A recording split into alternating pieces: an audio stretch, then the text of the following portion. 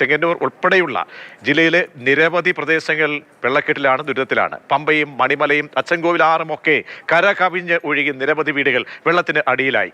ആശങ്കപ്പെടേണ്ട സാഹചര്യമില്ലെന്ന് ജില്ലയുടെ ചുമതലയുള്ള മന്ത്രി എം ലിജു മാതൃഭൂമി ന്യൂസിനോട് പറയുകയും ചെയ്തു.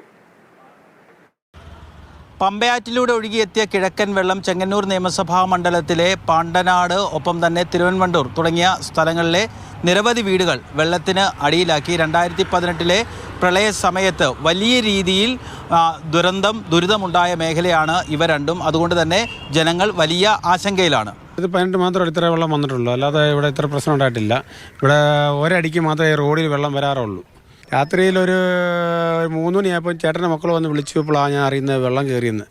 അവർ പെരയ്ക്കകത്ത് കയറി. ഞാൻ ഇറങ്ങുന്ന വെള്ളത്തിലൂടെ ചവിട്ടുന്നത്. തിരുവനന്തപുരത്ത് ജോലി ചെയ്യുന്നത്. ഇവിടുന്ന് ജോലി കഴിഞ്ഞ് വന്ന വീട്ടിൽ വെള്ളം കയറിയെന്ന് അറിഞ്ഞുകൊണ്ട് വരിക. വീട്ടിൽ എല്ലാവരും മാറി. അവിടുന്ന് എല്ലാവരും ക്യാബിലോട്ടൊക്കെ മാറി. ചെറിയ കണ്ടമൊക്കെ നിറയത്തേ ഉള്ളൂ, റോഡിലൊന്നും കയറത്തില്ല. ഇല്ല, ഇതിപ്പം ഓൾറെഡി കണ്ടം നിറഞ്ഞിട്ടില്ലായിരുന്നു. നിറഞ്ഞു പോയിരുന്നെങ്കിൽ മഴ പെയ്ത് നിറഞ്ഞു പോയിരുന്നെങ്കിൽ ഇതിലും കൂടുതൽ വെള്ളമായി പോയി. ഇതിപ്പോൾ ആറ്റ് വെള്ളം ഇപ്പോൾ കയറി വന്നുകൊണ്ടാണ് ഇത്രയൊരു പ്രശ്നം. മൂഴിയാർ ഡാമിലെ കൂടി ജലമെത്തുമ്പോൾ ജലനിരപ്പ് 3 അടി വരെ ഉയരാനുള്ള സാധ്യതയുണ്ട്. പക്ഷേ 2018 പോലെയുള്ള അനിഷ്ട സംഭവങ്ങൾ ഉണ്ടാകില്ല എന്നുള്ളതാണ് സ്ഥലം MLA സജി ചെറിയാൻ മാതൃഭൂമി ന്യൂസിനോട് പറഞ്ഞത്. ആശങ്കപ്പെടേണ്ട കാര്യങ്ങളില്ല. ചെങ്ങന്നൂരിപ്പോൾ ഏതാണ്ട് 20 ക്യാമ്പ് ആരംഭിച്ചിട്ടുണ്ട്. ഒരു 900ഓളം ആളുകൾ ക്യാമ്പിലെത്തിയിട്ടുണ്ട്. തിരുവനന്തപുരം പാണ്ടനാടാണ് ഇച്ചിരി വെള്ളം ഉയർന്നിട്ടുള്ളത്.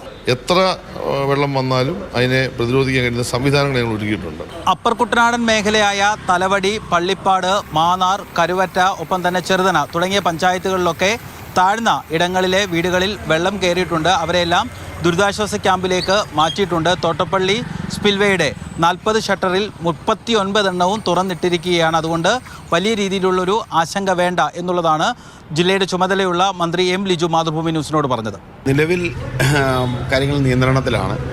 ഇപ്പോൾ തോട്ടപ്പള്ളി സ്പിൽവേയിലെ 40 ഷട്ടറുകളിൽ 39 ഷട്ടറുകളും ഇപ്പോൾ തുറന്നിരിക്കുകയാണ്. നിലവിൽ 22 വീടുകളാണ് പൂർണ്ണമായും നഷ്ടപ്പെട്ടിട്ടുള്ളത്. 25 ക്യാമ്പുകൾ നിലവിൽ തുറന്നിട്ടുണ്ട്.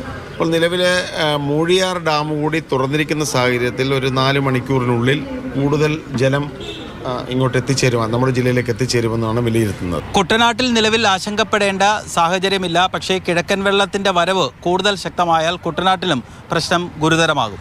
രഘുനാഥ് നാരായണൻ, മാതൃഭൂമി ന്യൂസ്, ആലപ്പുഴ.